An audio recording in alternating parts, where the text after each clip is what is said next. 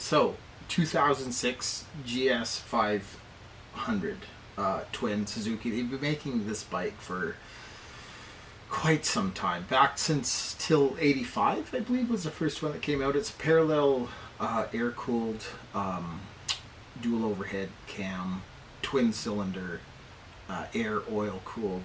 Kind of a dinosaur of a bike. It still has carburetors on it, and a lot of people in the spring they go out to start the bike and it doesn't start, of course. And there's a couple of reasons for that. They'll park it in the fall and it runs good and was running great, etc.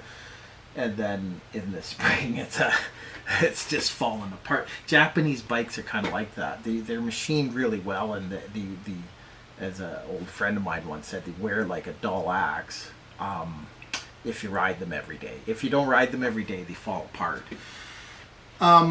So, couple things about these bikes and bikes in general.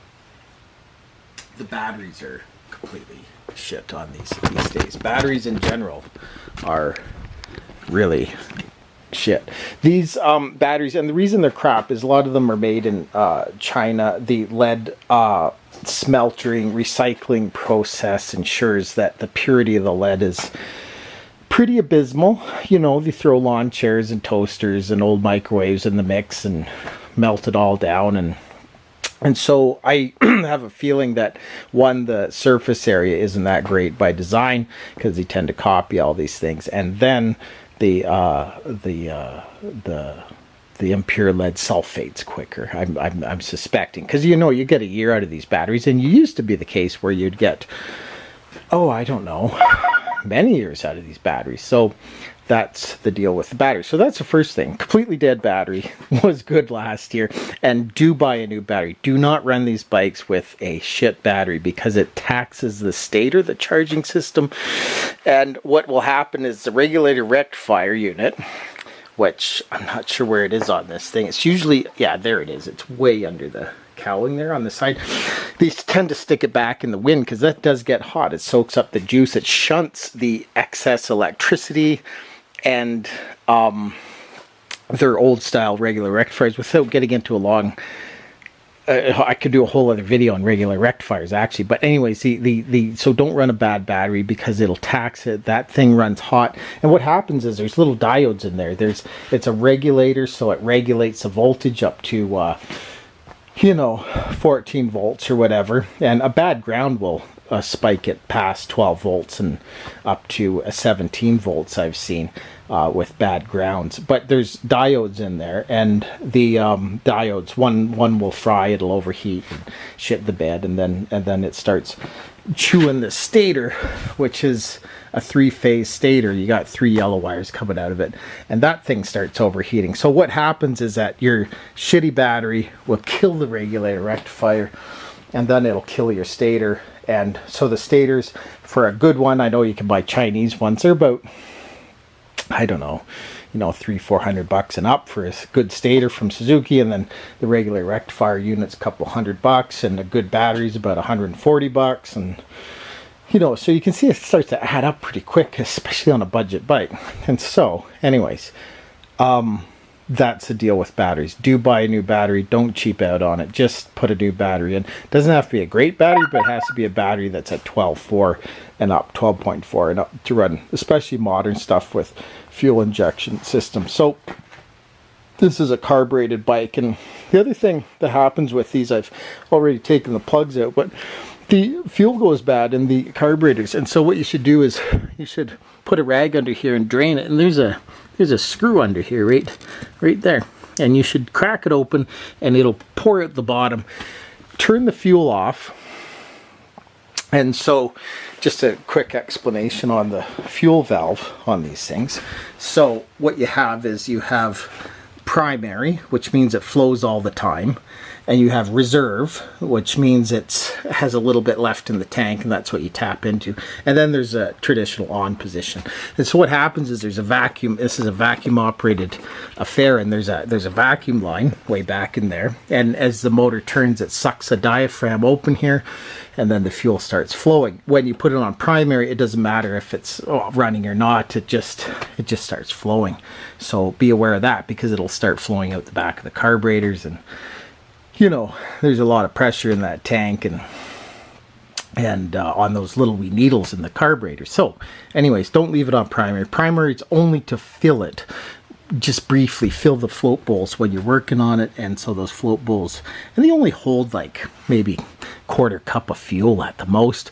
But anyways, what you do is you drain those in the spring, and you drain that old gas out, because it's such a low volume of fuel in that carburetor. It goes stale quicker than the big volume of fuel in the tank, you see. So it's important you drain it and then close it, and then turn this on to primary, refill it. It should only take, I don't know, 10 seconds, and get a fuel bowl full of fresh fuel in there. And so the ethanol they put in the fuel nowadays, it's really an accomplice to the just the terrible state of fuels. If this fuel goes stale really quick now, so that's the deal with that. And all the additives he put in to compensate for the low volatility of the ethanol, etc., etc. And so the other thing too is, if you'll notice on this, now this is a 2006, but if you look at that hose, and that's from the ethanol, that's the other thing ethanol does, is it just destroys rubber parts. Now this is a 2006, I believe, so it's, you know, it's an old bike. Well, it's an 05, that's close, but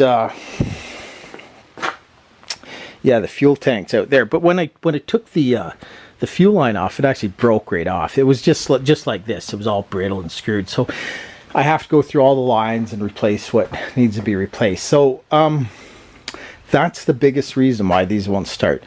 Shitty battery, bad fuel, and you need to get fresh fuel in there. And what most people do is they turn the key, and if there's a little bit of juice left in that battery, they'll crank it and crank it and crank it. And as you're cranking it, that starter sucks up all the juice of the battery and doesn't leave much left over for these old ignition coils. And these are old school ignition coils, are pretty good, you know, compared to what they used to be, but still, when you're cranking it, it just sucks all the excess juice out, and it doesn't leave enough left over, especially if you got the battery's a little dead to begin with.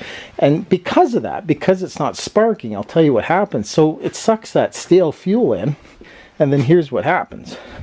So the plug fouls, and it gets black, and that's carbon. And what happens with that, you see, is it's supposed to jump the gap, right? That's the whole deal, and it's an ignition spark plug, so it's supposed to jump the gap, but it can't, because electricity does that funny thing. It follows the path of least resistance. It would rather arc through that carbon than jump the gap. Electricity's a bit lazy like that. So you can do one of two things. You can take this MAP gas and you can burn the carbon off, because there's actually nothing really wrong with this plug. It's just carboned up. Or just put a new set of spark plugs in. They're not that expensive. So and I'm willing to bet 90% of the people out there who listen to this video and they go to start their motorcycle and listen to this good advice, their motorcycle will start. And then you won't have to take it to the shop and screw around and find a trailer and, you know, drop it on its side as you're transporting it, sort of thing. So anyways, that's the deal with that. There we go. So anyways, just a quick video about why the why and wherefores and what goes on with your motorcycle. There's a number of things you should also check, of course, when you go to get it on the road for the season, but that's the big one. I mean, the fuel is bad, the batteries are bad, and the plugs go bad. And the plugs go bad from user cranking it. So anyways, hopefully that helps. Get a new battery, fresh battery. Make sure it has at least 12.4 in the battery. Maybe a set of new plugs wouldn't hurt anyway, especially on this one. I mean, it's just too spark plugs. They're NGK DPR8 EA-9s, I believe. So you'd be making them forever as well. But same vintage as the bike since '85. So yeah, fresh fuel, drain the carburetors, fresh battery plugs, and 9 times out of 10 it'll just fire up. So and that goes, by the way, if you're doing landscaping or jobs like that, you got a company, you have a bunch of equipment, lawnmowers, whippers, because they're plagued with the same issues. Same thing, just get some fresh fuel in there, clean the plug, clean the air filter, make sure it's good, and go for it. And usually they'll start. Anyways, I hope that helps some people. I'll throw it up on YouTube. You can watch it and feast on it a bit, and hopefully it helps some people out there. So anyways, till next time, I'll put another video out next week, whatever I get in, and we'll go from there. So thanks for watching. Bye bye.